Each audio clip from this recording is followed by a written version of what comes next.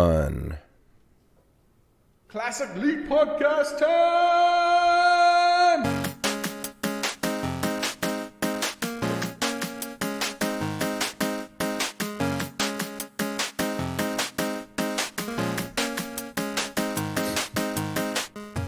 Hello, everyone, and welcome to episode 296 of the Classic League Podcast. My name is Scott. I'm here with Dustin. Dustin, what's going on, man? We are all over the internet right now. Luckily, no one's watching. Yeah, we are, because we're not breaking terms of service, because we're not affiliate partners. We're trying to broadcast on both Twitch and YouTube at the same time.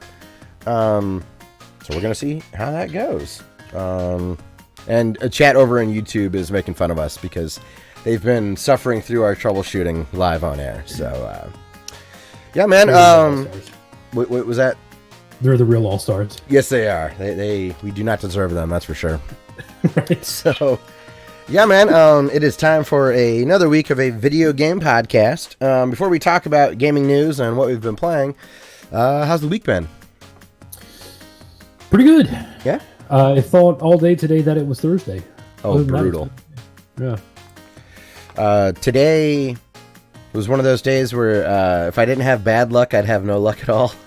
It was just rough. So I won't get into it, but work was brutal. So I'm definitely glad to be on the internet talking about video games tonight. I don't know. I guess one of the things that I just want to kind of get this out of the way up front because I forgot to talk about it last week. And there was something that was said on the new Retro Game Club episode that made me have something in common with Rob.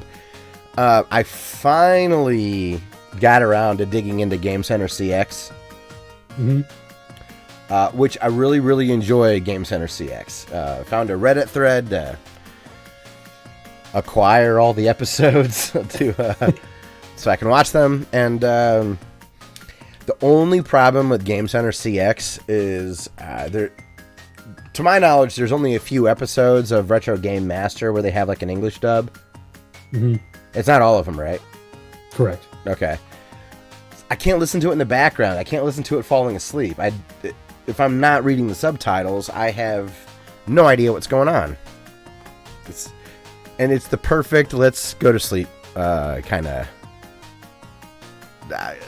video, but yeah, it's just one of those things where, oh well, what are you gonna do? But man, I know you've talked about you've talked about Game Center CX for years. Yeah, and I've seen it. I know of it. And over the last 3 weeks, I've been watching episodes. It's awesome.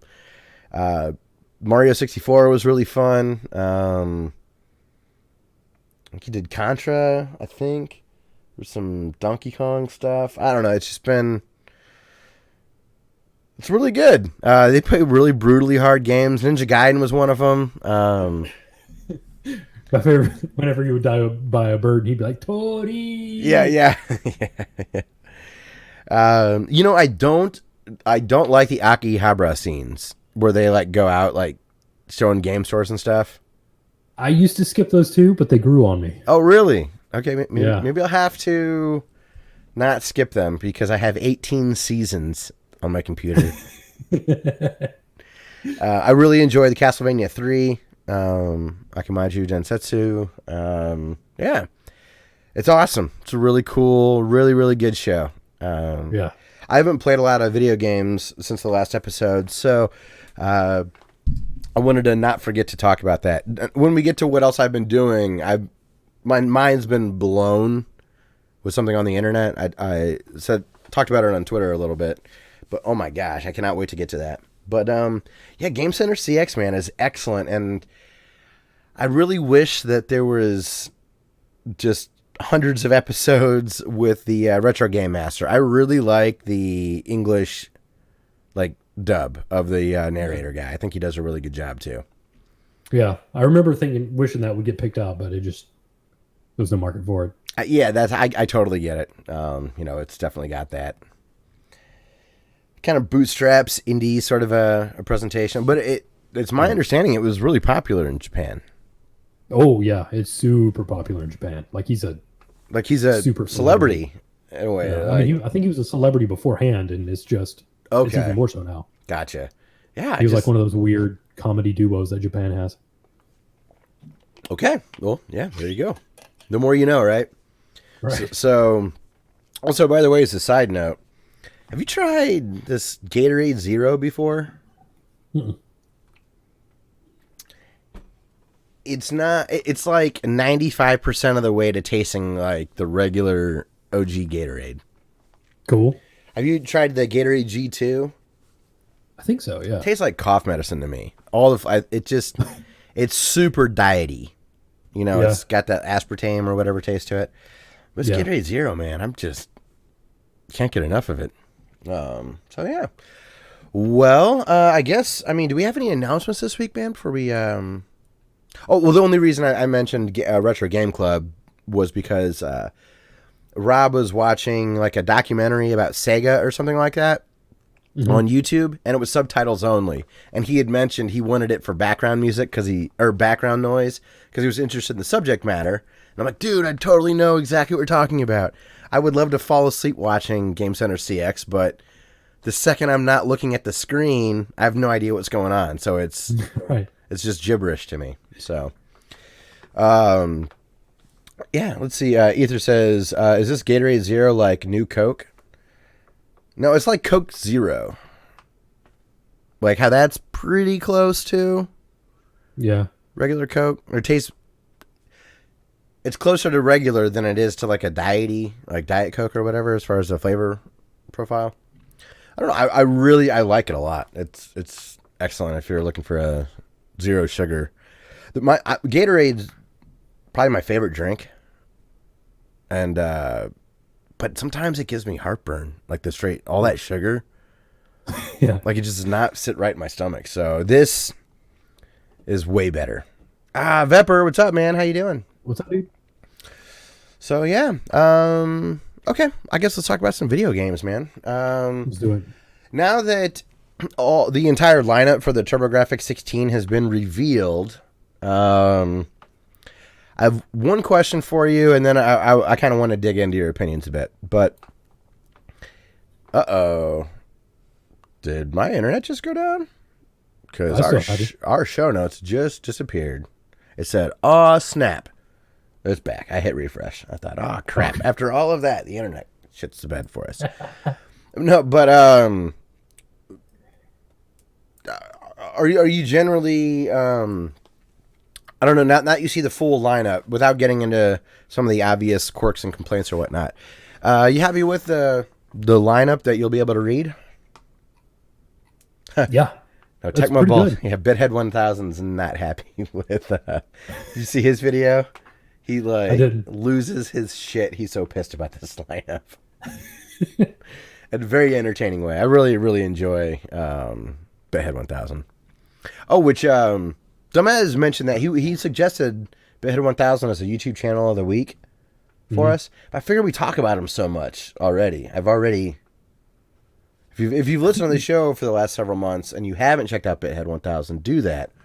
I feel like we've already featured him enough. He may even have been one of our... He might have been, yeah. Actually, yeah. I might have been one that I forced in there. I'm compiling a list. I started a list. I'm going through all our episodes, and I'm compiling a list of all our... But either way, yeah, go check out Bithead 1000. So you're happy with the lineup. But what are some of the things that stood out to you that you're excited about and you're happy with? So Newtopia 1 and 2 are included. It's the Turbograf X16's Legend of Zeldas. Yep. They're ripoffs. Those are prohibitively expensive nowadays. Soldier Blade is included. That one's prohibitively expensive. Easebooks 1 and 2 is on there. Dungeon Explorer 1 is on there. You got some like Airzonk. Airzonk is hard to come by. You're not going to get that game for cheap. It's on here. Lords of Thunder. So like Bithead 1000 was upset that it wasn't Gates of Thunder or Gate of Thunder. Gate of Thunder is excellent, and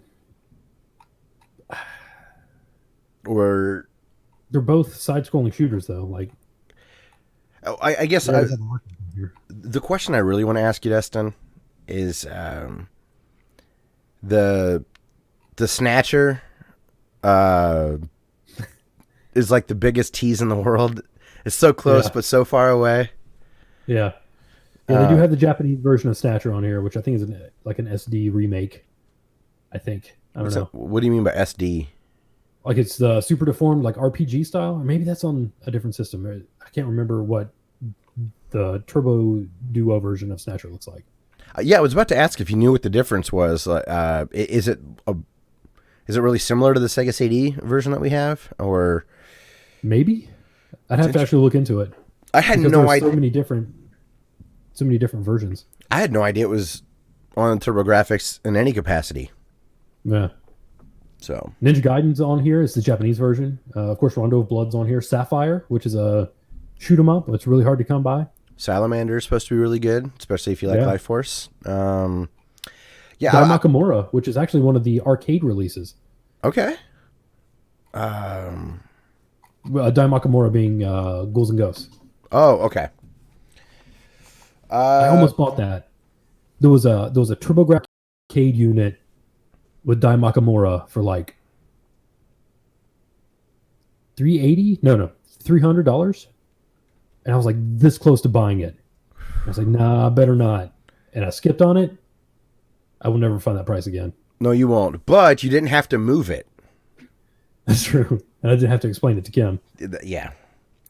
So Vepper says he's cheating on Zarek right now with you guys. Shh, don't tell him. Yeah. And appreciate it, Vepper. Ether's also asking if we'll have anything special for episode 300. No. That'll be a normal episode.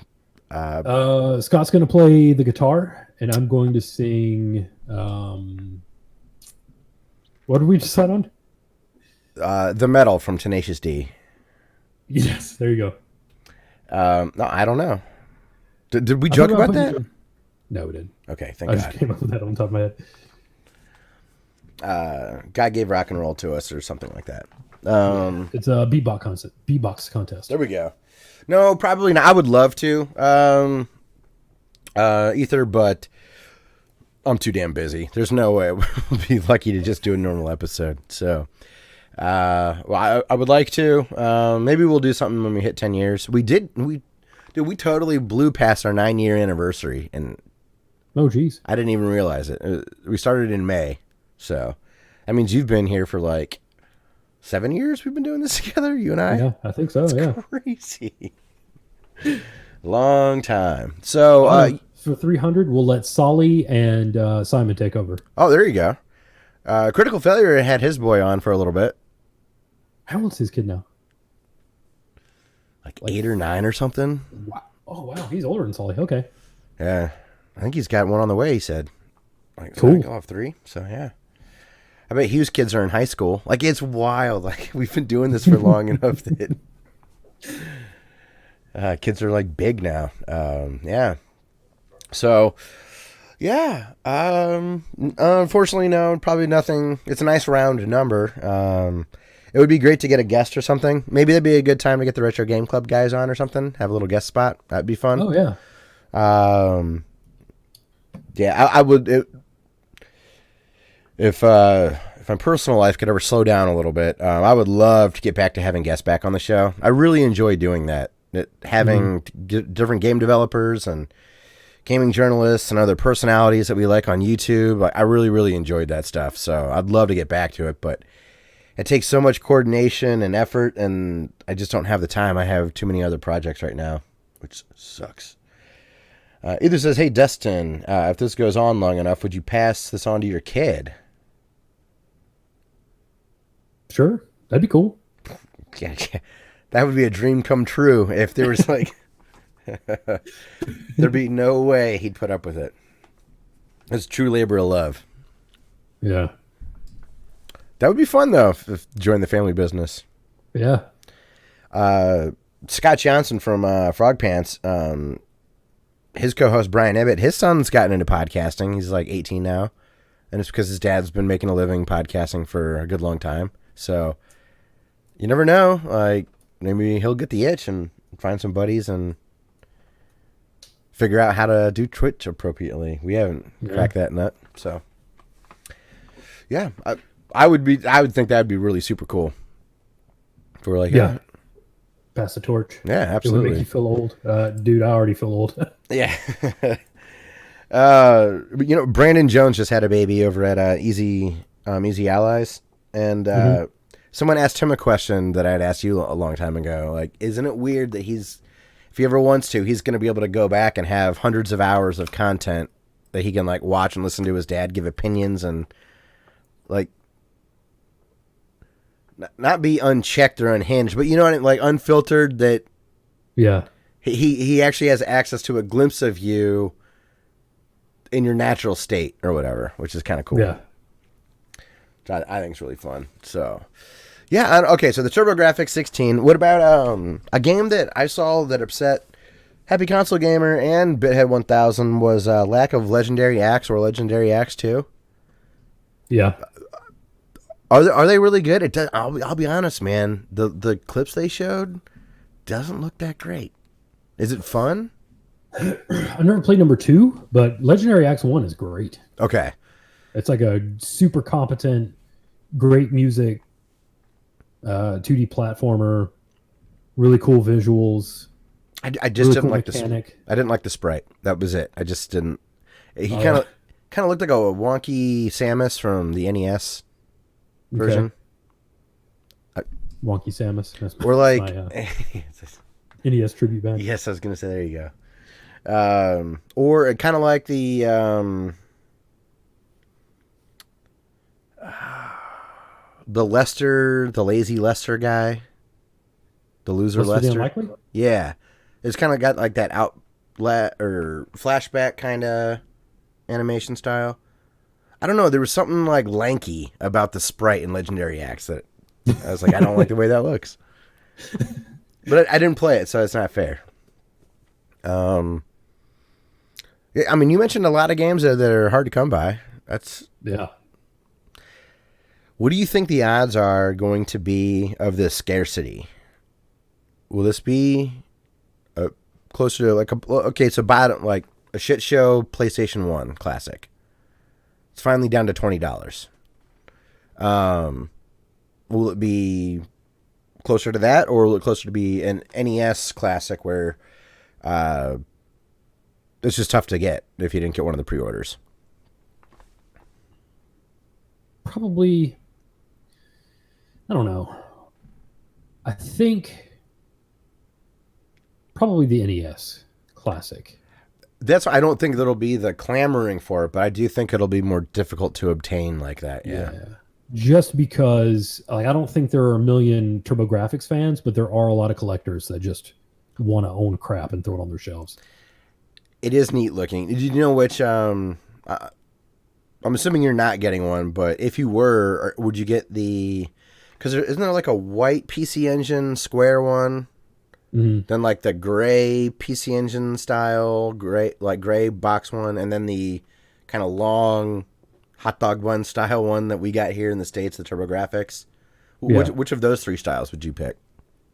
I'd probably go white PC Engine. Hipster.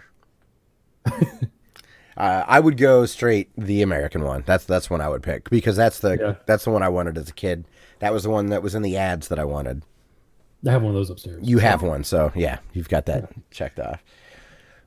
It's cool that there's some CD-based games, right? Like Rondo and all. Like that's cool. Yeah. Do you think that there's a chance that they will have the ability to hack it through the USB with like a real soft mod? Or do you think they'll gate it? I hope they do.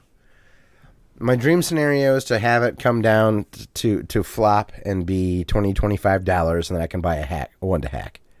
Yeah. Like Happy Console Gamer put out a second video for all the people who were pissed about the game lineup. I saw that where he was like, hey, you know what fixed my problem with the NES Classic? I put all the damn games on it. Yeah. He was like, I gave it to a guy and he did it. And part of that is, I mean, that's true. At that point, though, like, why don't I just get an emulator on my PC? That's what these things are anyway. I mean, I know. So it's really silly for me to even you can buy a Raspberry Pi for a lot cheaper and for 40 put bucks. every game ever on it. Are there good? Anybody out there listening? Are there good? Maybe Dumez would know. Of course, he has all the hardware, so he usually does, like the EverDrives and all that kind of stuff. But are there good known TurboGrafx emulators? Because the one I mentioned a few weeks ago, the one on my Wii was atrocious. I don't know. I'm sure Hugh would know. Yeah, he might, or Rob would. Rob's really into the emulator scene. Yeah. To the point where I just learned, this is really cool. Have you heard of RetroArch, the front end for Raspberry Pi? Kind of like, I think, yeah. It takes away a lot of the configuration stuff. Yeah. They're releasing it on Steam. Hey. So it'll cool. just be a real slick way to, and the reason I really want to have a good front end is I really someday want to play this Tiger Woods that I bought. Someday. Yeah, I don't know.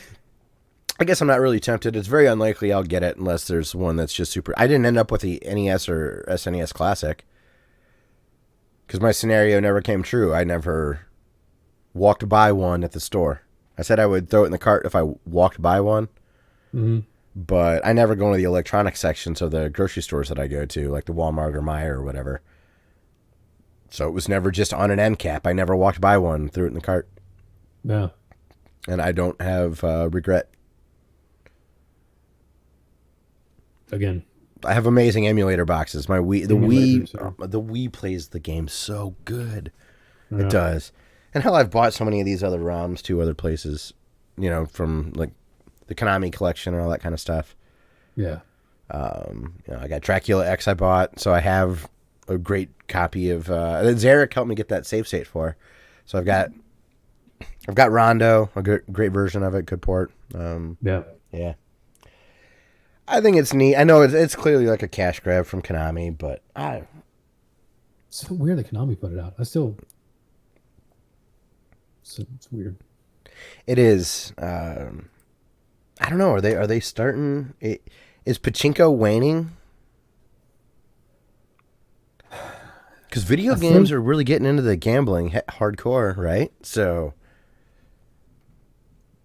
like, they're making what it is the Yakuza is putting in so much money that pachinko can no longer account for it. So now they're having to do other things in business to hide all of the money that they're laundering. Okay.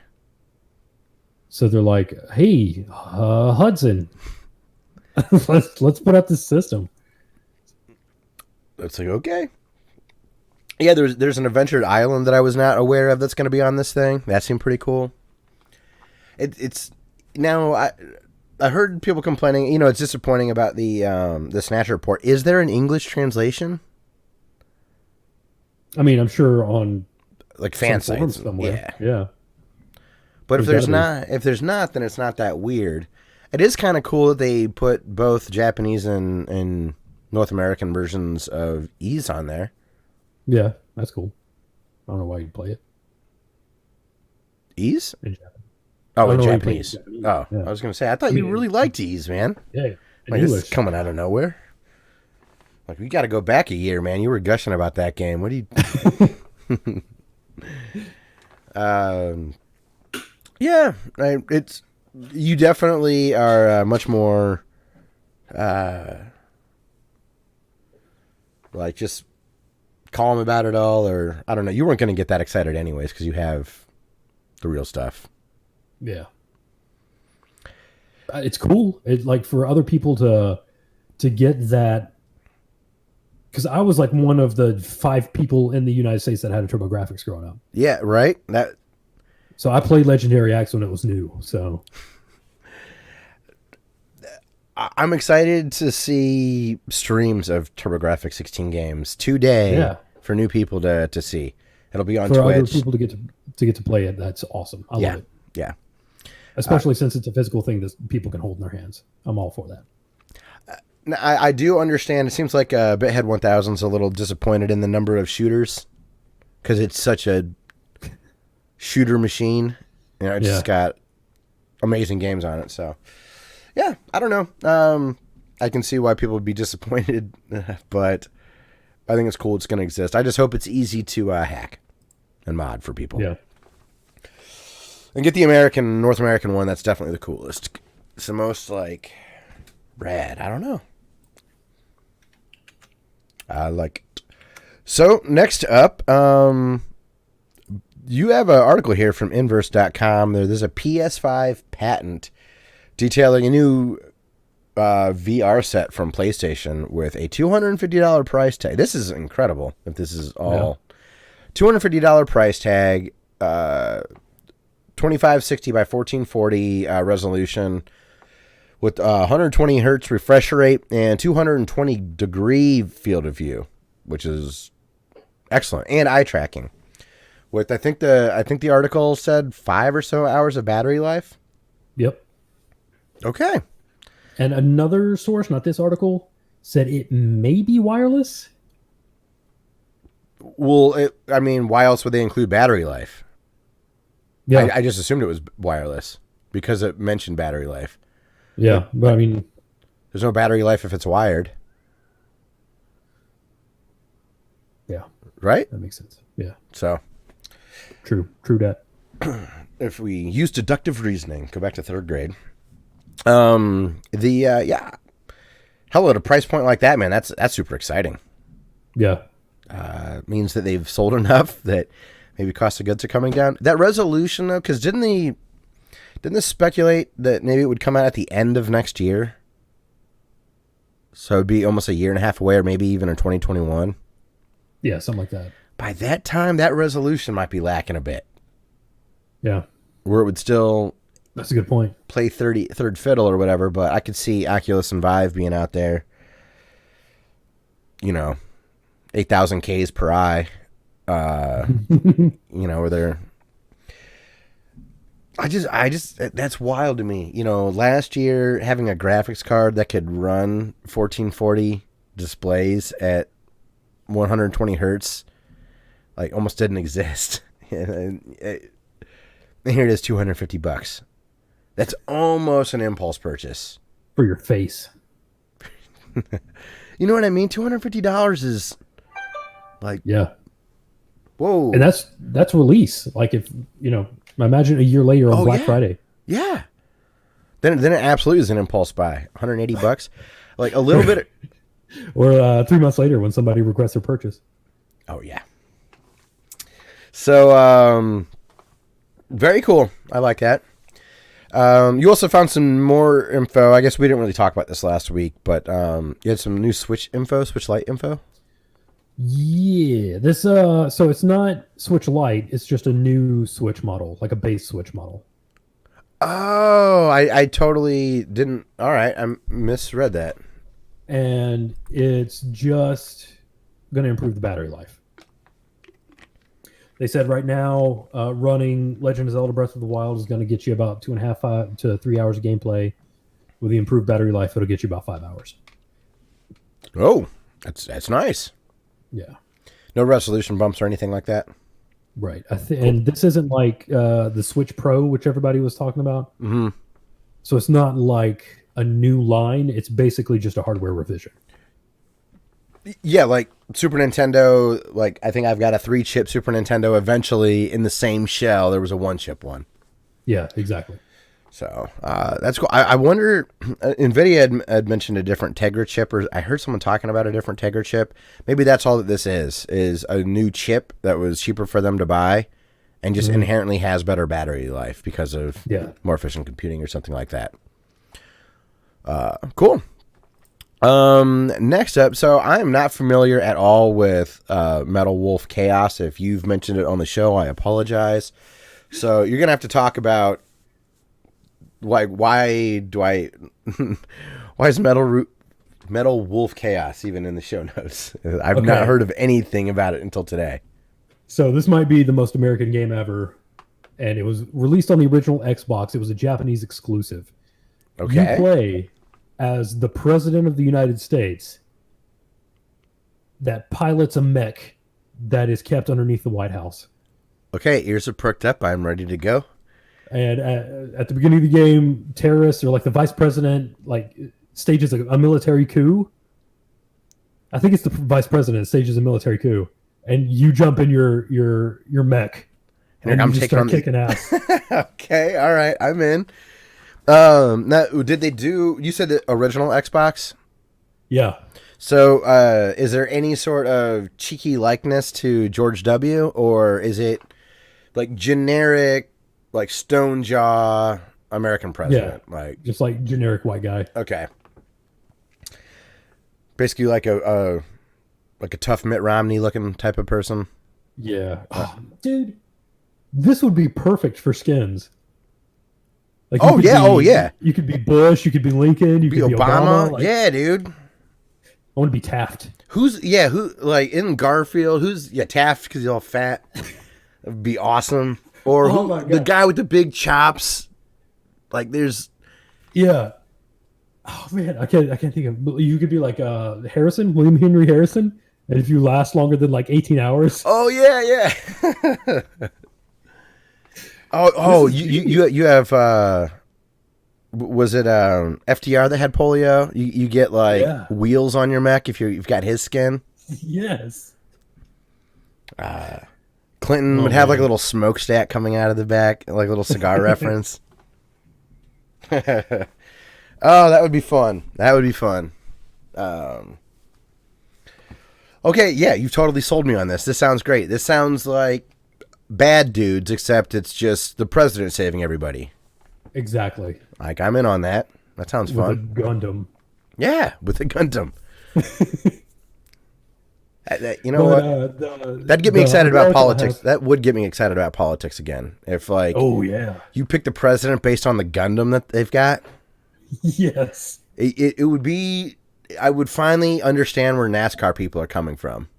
Mm-hmm. Like, oh, you're rooting for a machine. Okay. Yes. That would be great. Man, life would be better if presidency was decided by Gundams. Yeah.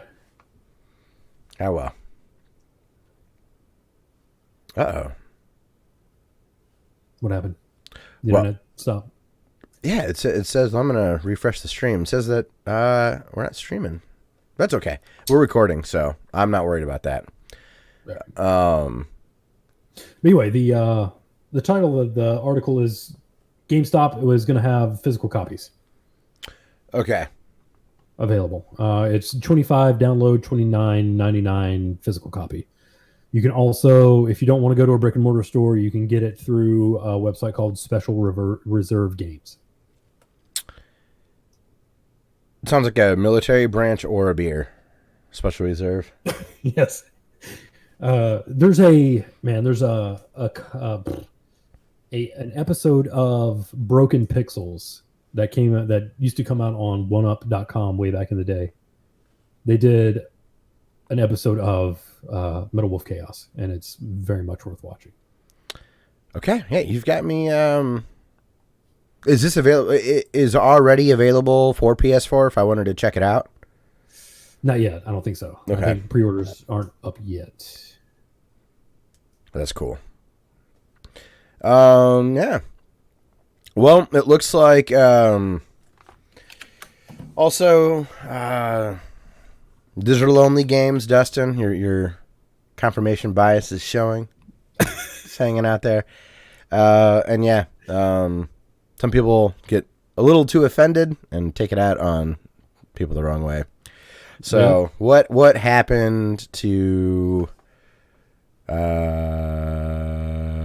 that horror game, Devotion? Was that what it was called? Yes. Sorry, I had Divination in my head. I was listening to a lot of Mastodon this weekend. They've got a song, Divination, something like that I really like. Sorry, Devotion. So yeah, bring people up to speed on what happened with Devotion. We talked about it a little bit. Yeah, like a year or so ago. Devotion is an indie horror game made by a Taiwanese developer, and the game had somewhere in the game you could find an Easter egg that compared some Chinese official to Winnie the Pooh, and a lot of Chinese people didn't like that too much. I think it's the president. Is it the president? I'm pretty sure, or whoever, whatever the title is. Yes, and he does not have a mech. It's elite. He does not have a mech. If you would, there'd probably be a war. Yeah. Actually, that would be. Forget tariffs. Let's just let our idiot president and their idiot leader fight it out in robots, and we just accept the outcome there. I'm good with that. I'll tell you what. They go to a neutral place. They fight it out in mechs. And then no matter who wins, they're not allowed back in the country. I was going to say we just all leave them there. Like, yeah. Idiots. Do the trick. There. Yeah, fucking idiots. That'd be great. Yeah, I have a... I bet there was that fighting game that just came out. Well, for one thing, it's like censorship's insane in China. We're not used to that, so it's really jarring to us. But there is there was that new fighting game that came out, like Fighting Gods or something, and you can be like Zeus versus Jesus, and I like it was described to me. I haven't seen it, but like. Jesus comes in on the cross and like breaks off, and then like part of the cross is still with him, and like those are his weapons. And it's like this. I was like, that's awesome. It's just so funny and ridiculous. Let's do it. Like get Buddha versus Jesus and Kishnu. Sorry, Vishnu. Sorry, my Odin. No knowledge of versus like Odin. Yeah, my Indian knowledge is terrible, so I apologize. Yeah, I think that would be super fun, but it's too bad that you can't have a joke like that in a video game without it being a big issue. And so the developers aren't putting it back, even though they've patched out the thing, because they'll just continuously get review bombed. So no one's going to buy their game because they're going to think it's bad regardless of the quality. Correct. Yeah. Cause, when people found it, they immediately patched it out and people just continued to review bomb it. So That's too bad. Can you buy it separately? Like, I wonder if they'll distribute it anywhere else outside of Steam. Maybe Epic will pick it up, because Epic's just saying "fuck you" to everybody right now. Right now they say they have zero plans of putting it back up on Steam, or at all. Steam. Okay, I think it was only on Steam. But I wonder if maybe Epic will be like, "Hey guys, come over here." Just if Epic is like two middle fingers to China. Yeah, like has China pissed them off in some way? That would be. Yeah. I don't know. Why would you do that though? Like, if you have access to the Chinese market, it would be silly to not try to take advantage of that. So many people there. There's so many people. If you're selling digital goods, sell it to Chinese people. There's so many of them. That's if your goal is to make money. That's all I'm saying. So, that's crazy. Poor guys. Don't make fun of the president in China. The Chinese people will review bomb you. Yeah, jeez. Review you on? Okay, I won't get into it. I'll try to remind me when we're done recording. I had a joke, but it's I'm not doing it. Next up, I'm not surprised by this, but Detective Pikachu has sold more tickets and raised more money and earned more money at the box office than Warcraft. Yeah, it is the #1 video game movie of all time now. And for good reason. That movie was great. That's what I heard. I heard it's good. Warcraft was decent. It was fine. Yeah. I liked it.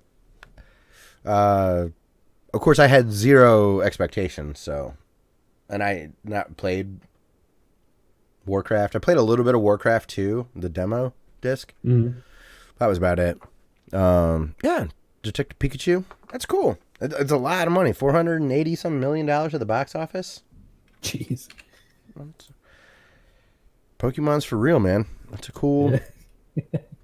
Pokemans. Pokemans.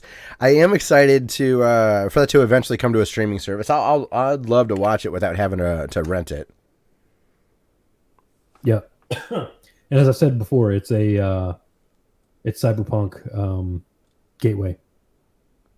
That's surprising. So, yes, I love hearing it. You know, I heard The Matrix described as cyberpunk the other day, and my gut reaction was, what are you talking about? You can't just call everything cyberpunk.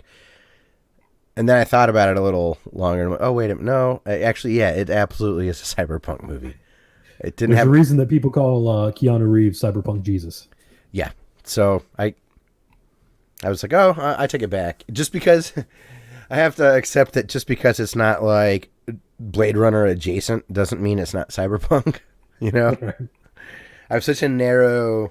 I haven't consumed as much of the, the fiction around it as you have. So for me, I've got a much more narrow mind's eye view of what cyberpunk is. That game will probably help open me up a bit.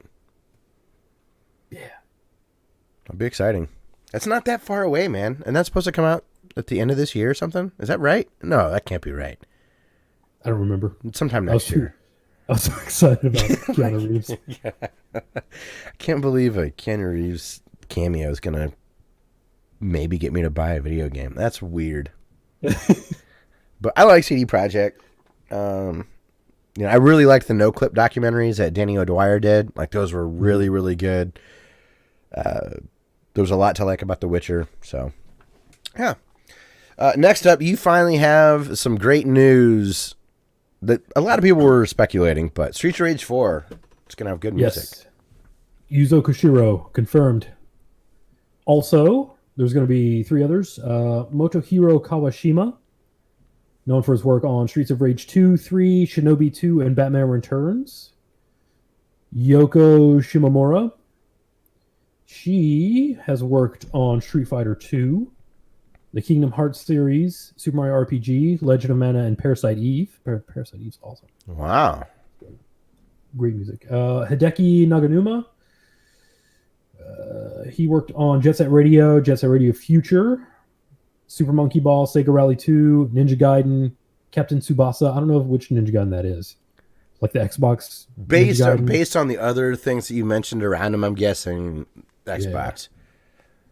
Captain Tsubasa and Tecmo Bowls. Kije Yamagisha is also on board. Man. So yeah, I don't know how the game is going to be, but the music's going to be fantastic. Music's going to be top notch. But it's really neat. Koji Kondo's who did like Zelda and Mario and stuff, right? Mm-hmm.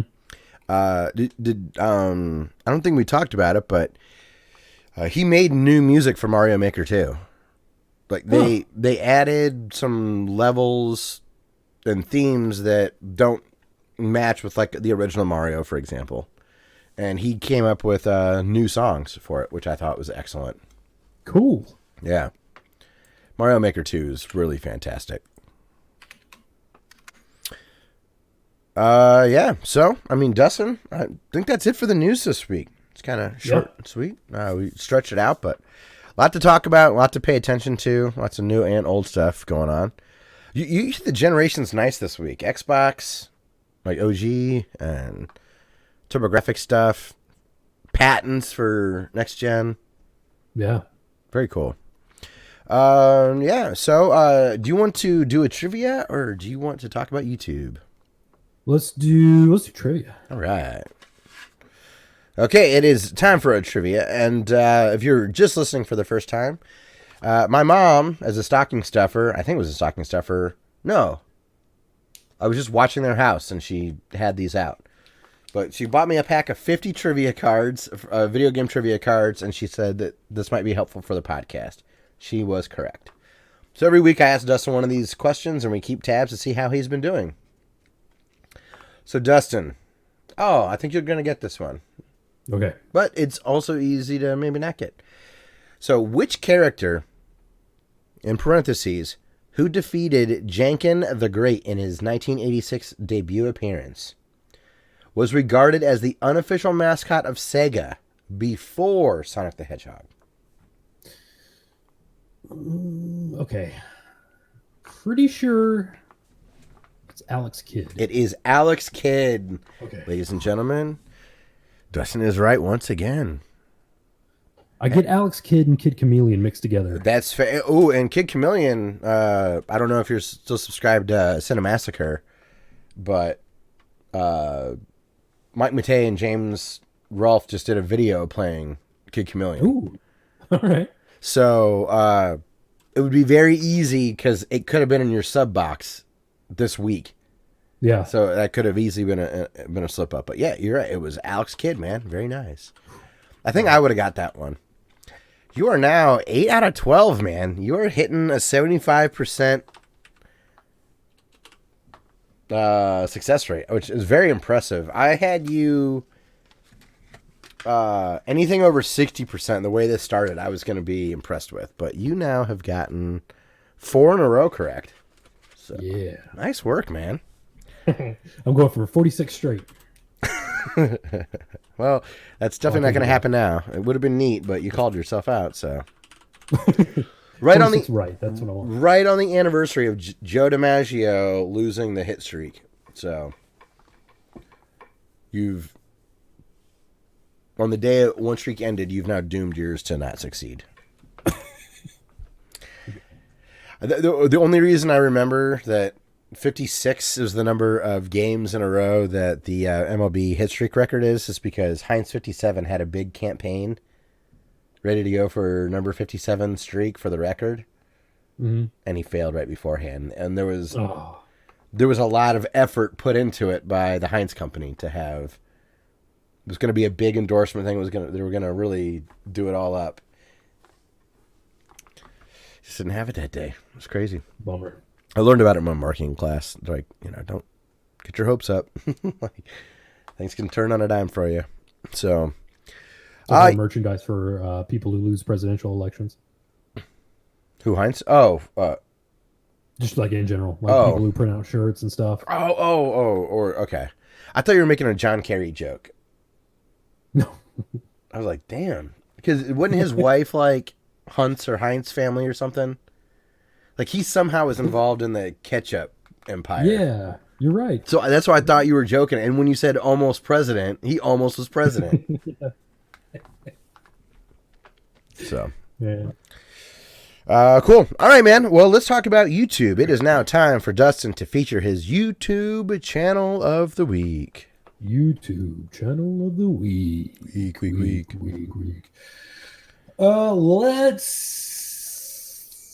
Let's keep it light and do Dr. Wolfula. All right. So Dr. Wolfula, he lives in the Wolfie lair, and he reviews horror movies. The Blair Witch Project review? What is this? Is it? So good. I was just gonna say, is this him reviewing the movie, or what's the Blair Witch Project?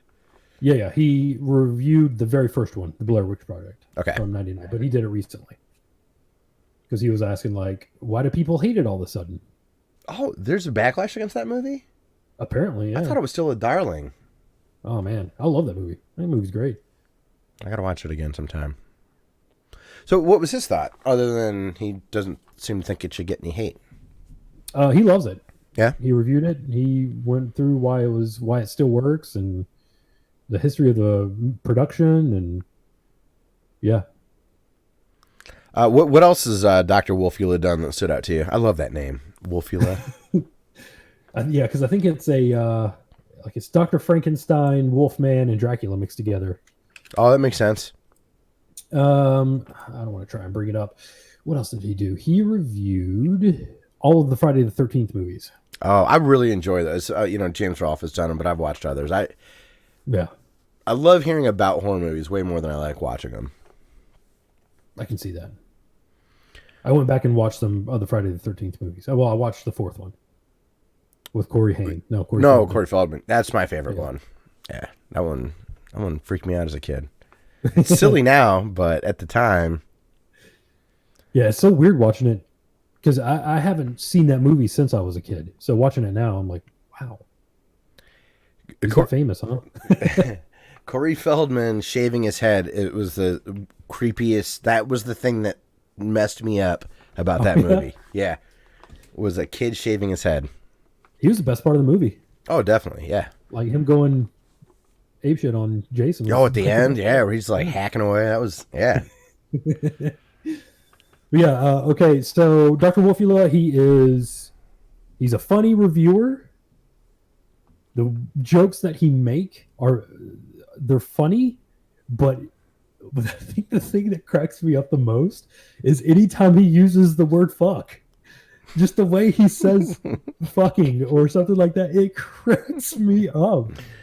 I watch so much. I watch on that alone. Because I love when vocal tics get me. Bithead 1000 does that to me every now. It's just the way he said it. It wasn't what he said that would get me. Yeah. It's just I don't know. It's like the conviction in his voice when he's uses, like he's an aficionado. Okay. Fuck, like it's great. And if you're listening with your kids, I'm sorry I said the F-bomb like 5 times in a row. That's okay. Well, it's marked explicit. It's your own fault. You're bad. Yeah. You're a bad or awesome parent.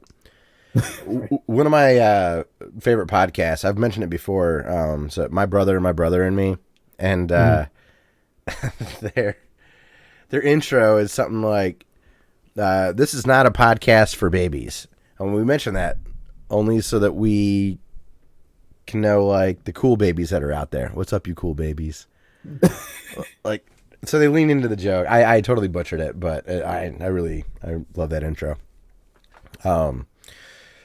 Yeah, Dr. Wolfula, definitely go check it out, and we'll be mentioning the Blair Witch Project current review. So, good deal. Yeah, you definitely are in horror Halloween mode. Yes. You're playing some Silent Hill 2. Mm-hmm. I played all the way through a video game. Bravo. Yeah, you did that last week, too. Yeah. You had Simon's Quest. Oh, I did? Yeah. I beat 2 video games in 2 weeks. It's pretty baller, man. Man. You can tell it's summer vacation in the school. Yeah, right? So yeah, I played all the way through Silent Hill 2 on Twitch. That game is really good. It's also really short. I beat it in 4 hours and 29 minutes. Apparently, geez. Well, it's because you knew stuff, right? Or is it so linear that, like, I might finish it that soon?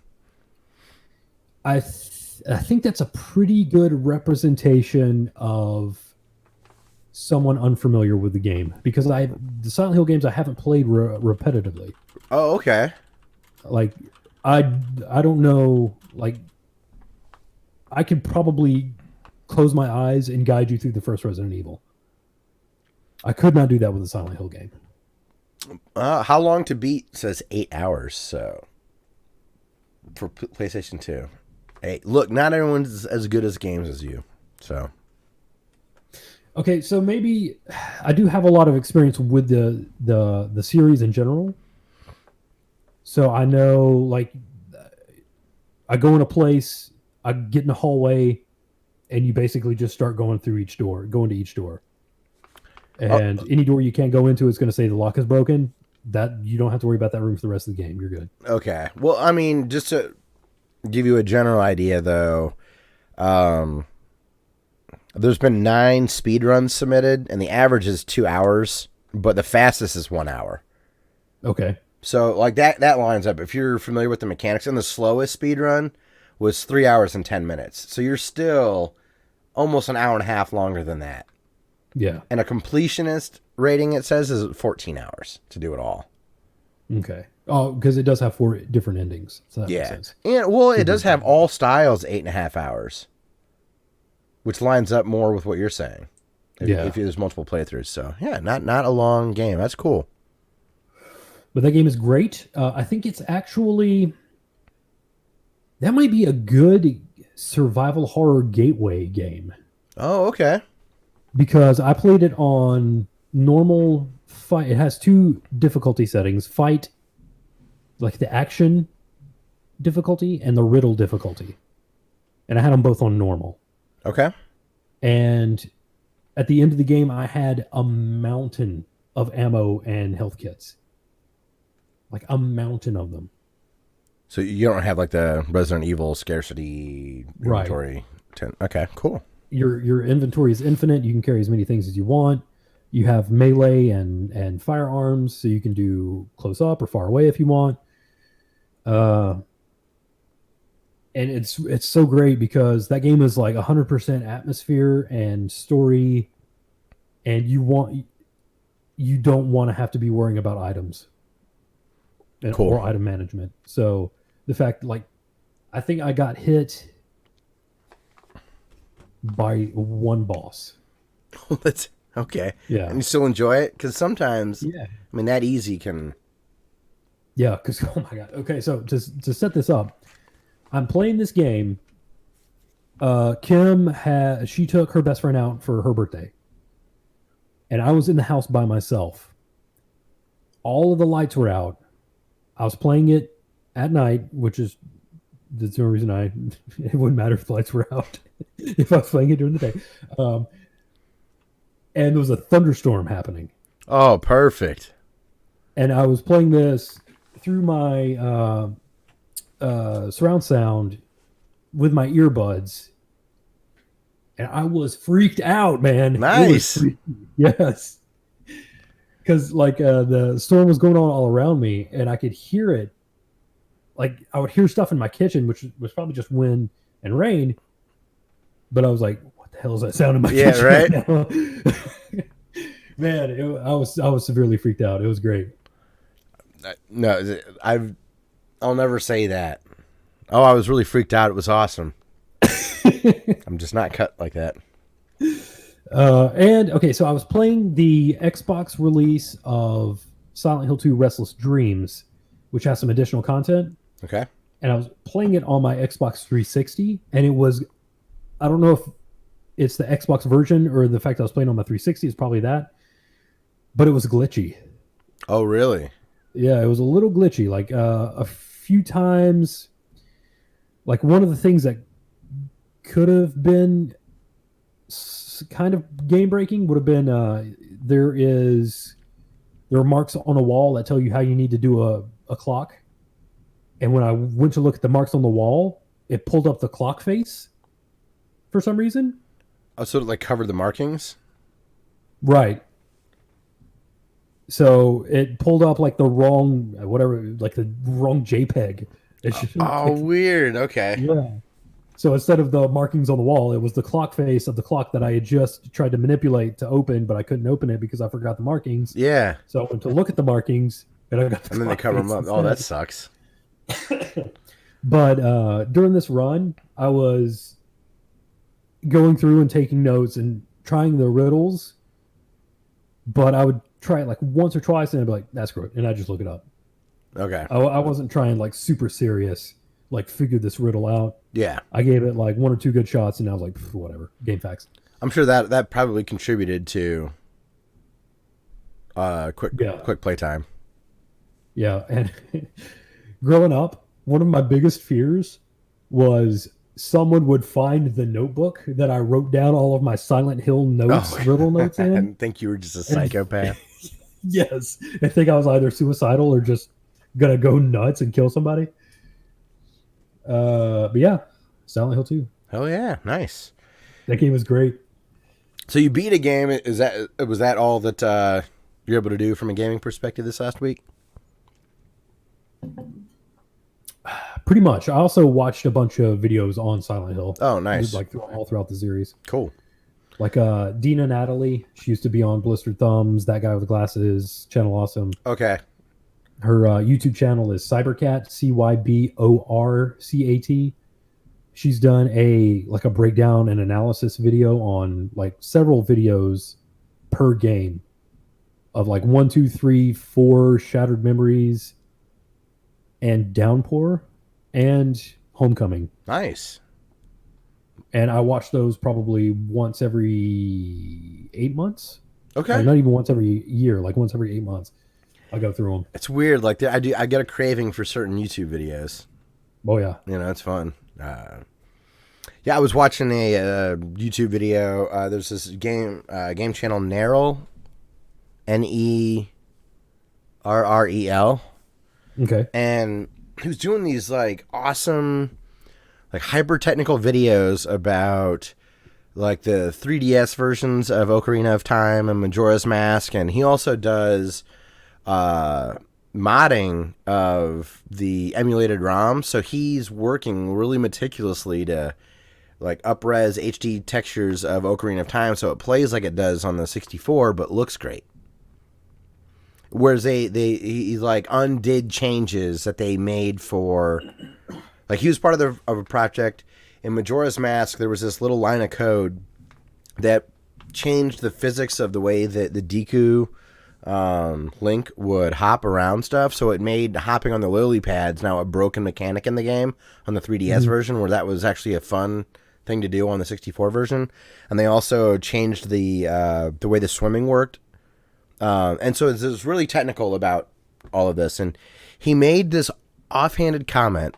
He's like, oh yeah, like the way that Harmy's despecialized Star Wars editions, and then moved on. I'm like, whoa, what?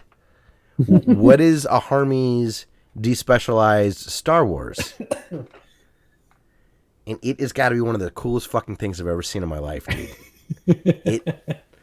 So go down this rabbit hole. Originaltrilogy.com. I know this is probably old hat to all of you, but I was not aware of this. I'm not aware of it. So this guy Harmy, using an unbelievable amount of different sources, whether it's the Blu-rays, whether it's Laserdisc scans, old like movie reels that have been frame by frame captured by other people. He's went and like rotoscoped out all the changes that have been made in Star Wars to try to make it as much like the original as possible, but still in a good HD quality. So even like he would even be able to remove some effects that were done on the Blu-ray that made it look like fake-ish. He was able to like add noise back, and like it's crazy. Like the very first Star Wars, there was no Episode 4 when it first came out. So like this doesn't have Episode 4. It has obviously none of the CGI and all of that. But he even went and color corrected. So if he's using something from the Laserdisc scan, or if he's using something from, like he'll use little bits where George Lucas in 2006 kind of released a slightly untouched version. So he pieces all this stuff together, and this is whole big community project, and it looks unbelievable. And what was really crazy about it is it was the first time watching Star Wars where I felt it again. Where I was like, oh yeah, I do love this. It was I couldn't believe that there was a version that could be presented to me of the old ones that would give me that again. It really felt good and real and authentic again. In a cool. And it makes you really, the further you are away from the 90s, the more it really makes you scratch your head. Like, what were they doing? Like, it really, so much of it holds up in a really charming and also a really serious way. Yeah, it really felt great to watch and enjoy Star Wars again. It also made me realize that growing up, Return of the Jedi is what I watched the most. Like, hands down, that's where there was definitely, it's been a long time since I've really sat down and watched all of them. There's some scenes I'd forgotten about, to the point where I'd be like, oh, did he miss that? Was that in the special editions? But I do have the, I downloaded ISOs and burnt them onto DVDs of the Laserdisc rips that are like the best official quality original versions. So at least I had a reference point to be able to see if it lined up. And there's YouTube videos that show the amount of detail that has went into these despecializations, and they are incredible. I would highly recommend, it's not tough to find a torrent of these and go get them. Oh my God. It was, I watched the whole trilogy. I couldn't tell you the last time I did that. Man. Yeah, it was A+. It's unbelievable. That's awesome. So now I just have it running. I run it through Plex, so it wherever I want, it'll sync and it'll show up. So I can be in my living room back here. I can be in my bedroom watching. Doesn't matter. And I don't feel guilty. I own the Blu-rays and all that kind of stuff. And if they release a despecialized Disney version in 4K, I will buy those as well. But in the meantime, I can properly watch Star Wars. I can't wait to show this to my parents. They're gonna love it. My brother was a big Star Wars fan. He had all the he had the VHS tapes that were official, that were really unaltered, and he had the altered ones, like before they added all the CG and stuff. So he had 2 different collections. So I'm excited for him to get a chance to check this out too. But all the warts are in it, but they don't. Man, the quality is so good. It just looks fantastic. So, Harmy Star Wars Despecialized, guys. Go check it out. Go watch it. Although the one thing I had to do, which was a real big pain in the ass, was for some reason the audio scan in Plex, when I dumped the torrents in, it would play in a different language, and I couldn't figure out a way to change the language. But if I played it in VLC player, it would play perfectly. So I had to use Handbrake, which is that software that I use to compress my Blu-ray rips. But I just did it uncompressed, and it forces the English to be the primary audio track. So It took a few hours of extra time to let it run through and do its thing. And then I added those back into the media folder, and it plays flawlessly. So, yeah, very cool. And as far as video games are concerned, of course, I dabbled a little bit here and there with Mario Maker 2, but nothing exciting. I downloaded Blazing Chrome, that Contra-like game, and it's great. Okay. My complaint is, and it's not fair, the music's just not good enough. It's yeah, but that's not fair. The game feels and plays really good. It's really, really a lot like Contra Hardcore. One of the things I like is I'm playing on normal mode. There's a difficult mode, which is, I'm assuming, like Contra, there's also an easier mode. Normal mode allows your continues to go from checkpoints instead of the beginning of the level. And if you die, you don't lose your weapons. Okay. If you get a game over, you do lose your weapons, but you still get to remain from a checkpoint. So it also seems in the normal version, I'm assuming in the difficult version, there's limited continues, but there's unlimited continues in normal. Okay. But there's no, like, maybe there is, but I don't think there's a save ability. So you do have to beat the whole game in a sitting kind of a thing. It really nails the Contra feel of, oh, this is impossible, and then you go to it again, and you learn and get better, and then end up progressing. And the controls are tight. It feels really good. The aesthetics are great. So yeah, Blazing Chrome's good. It was $15. I probably should have waited for a sale, but the zeitgeist got me, the hype got me. But I really liked it. And there's good local co-op as well. Cool. Which is excellent. So yeah, Blazing Chrome. If you're like me and you're a Contra guy, definitely check it out. It's super fun. Huh? What'd you get it on? Switch. Oh, sweet. Why not? Let's just. Can you use just the Joy-Cons? Like what, as one and two? Dude, I might get that for being Solly. It's really hard, but yeah, I think you can just take the Joy-Cons off and play with that. I wouldn't see why not. It'd be a little tougher because you have a joystick versus a D-pad. Oh yeah, which is a little less fun. Yeah, watch some videos of like co-op before you do that. I've not played enough games with him to know what his attention span would be like because he'll die a lot right out of the gate. I don't know. Sometimes that's off-putting. Yeah. But the weapons are really close to Contra Hardcore, and I like them. They're good. And I like the boss designs have been really good so far. I've only made it to like the second level. It's hard. It's not an easy game. Oh, wow. But it felt good to progress. It felt too hard. And then I played again, and it didn't feel too hard. So I just Contra, good Contra. That's what it's about. Castlevania is the same way. Yeah. It seems impossible at first, and then you realize, oh my god, I can start to walk through this if I play it enough. So definitely very cool. All right, man. That's gonna be it for what we've been playing. We did get some comments from the last episode. Let's go through those, and then we'll call it a show. So. Sorry, I don't have them up right now. Do you have comments you can start reading? I do. All right. Take one away. I'll figure out where you are. You knew us first. This new Sony loading boundary patent is some bullshit. It could hurt gaming in general if this BS patent is granted. For example, Xenoblade Chronicles X on Wii U already does this. Pre-caching loading areas is not a new invention. You can run over the entire planet with Xenoblade Chronicles X with literally 0 load spots. And this is from Demez. You know, yes. I thought that too. I wondered if it was similar to that. Was it Bandai Namco that had that weird patent during loading screens that they were the only ones that were allowed to have entertainment in the loading screen? Oh yeah, they were the only ones who could put a game in there. Yeah. Yeah, this felt like that, like when he brought that up. I don't know. Maybe it could have been something lost in translation with me as a layman trying to describe it. After a journalist who's a layman trying to understand it, so maybe there's more to it than that. But I don't know. We'll see.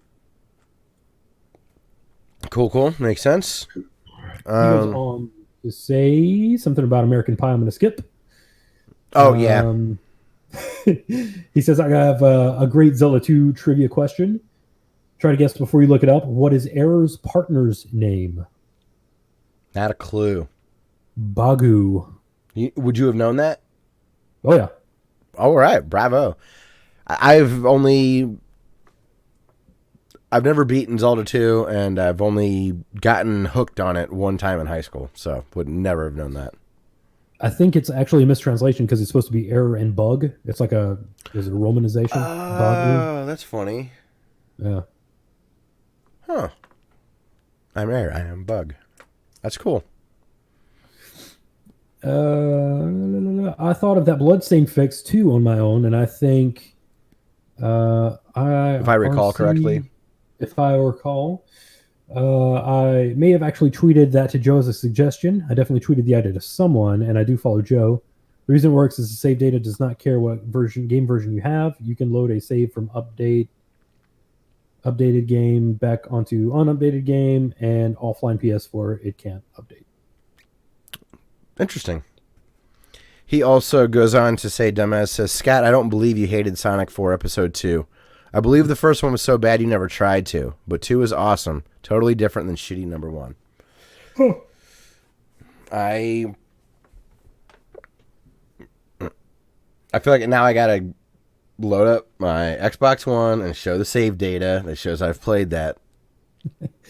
Maybe I will say I remember saying it was better. I talked about it on this podcast way before. This is way before you were a regular listener, well, and contributor, let's be honest. But it was back in the Gooch and Douchebag days. Before, this is when they still were Gooch and the Douchebag. This is probably like episode 15 to 25, somewhere in there. I was talking about this. So, yeah. You know what? Maybe you're right, Demez, as far as you don't believe. Maybe I was praising it back then, and I am clouded. I don't know. There is a record of me talking about it, so maybe we'll have to dig that up and see if I did like it more than I'm remembering. He says, Retro Gamer 3, her on YouTube is remaking Castlevania 2 for PC. Oh, he's made. Oh, here on YouTube. Retro Gamer 3 here on YouTube is remaking Castlevania 2 for PC. He's made some excellent retro-inspired games so far. He remade Jekyll and Hyde and made it pretty good. He remade Faxanadu. Is that how you pronounce that? Faxanadu? He made a neat Contra-style Donald Trump video game with mechs, I hope. Right. Check out his new video of a remake on his website, retrogamer3.com, to download these free games and learn more about the progress. The Donald Trump Contra game is a paid game on Steam. 2 games called American Retribution. It's got lots of memes in there. That's fun. Kim Jong-un boss fight. Dude, I did not read this comment. Me either. Okay. Kim Jong-un's a boss fight and has him shooting rockets and stuff. A little rocket man. It's funny. So, cool. Yeah, definitely. I'll go check out Retro Gamer 3. It says the Switch version of Bloodstained is so crappy. I had to put my Switchbacker version aside and buy it on PS4. I did not play it through the Switch version, but once I saw the reviews, I needed the premium experience for this one, and it's not disappointed. So he's happy with the game. It's just too bad he backed the wrong port. And he comments, he says, it's the Zarek and Dumez show featuring Scott and Dustin. That's right. Episode 294 was definitely like that. So, yeah. Definitely good stuff. And we had already heard from Zarek. So, yeah, I think we are good. Dumez, thanks as always, man. Appreciate the interaction. And it's a lot of fun to kind of go back and revisit the last episode. You hold us accountable, and that's always fun. Yeah. I think that's going to be it for the show. Dustin, any final thoughts before we sign off? I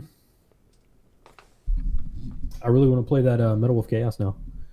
Yeah, you got me like really excited about it. Yeah. I just love that premise so much. Oh, I would just love for everyone to come together and trick. I know Kim Jong-un is the North Korea guy, but it would be fun to get the dumb world leaders together and act like they're somewhere and then just strand them. And we just, drop supplies on them. That here's your food and here's your toiletries. You two do whatever you're going to do. Here's your Big Macs, Mr. Trump. So, yeah, I think that's going to be it for the show this week. So thanks to everybody who's listened. If you'd like to send us an email, our email address is classicelite@gmail.com. That's classic L337. Also want to thank Ben Landis very much for letting us use his song Through the Forest as our intro music.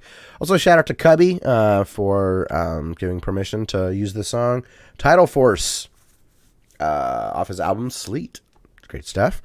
Only the audio people get that, but go if you want the audio version of our podcast, you can go to our website, classicleet.com. Again, that's classic L337. We are on Apple Podcasts, Google Play, Stitcher, Beyond Pod was one we used to use, but Podcast Addict. We're almost at 1,300 subscribers on Podcast Addict. It has me shocked. Yeah. So thanks to everybody that's subscribing over that way. Follow us on Twitch. I was going to say, yeah, Twitch. Make sure to go follow us on Twitch. Our URL changed. So if you used to be, like, shout out to Annie, our good buddy Annie, who's been with us for a while. He just switched over and is following us on the appropriate Twitch account now. That's just twitch.tv/classicleet. There's no more underscore to it, which is great.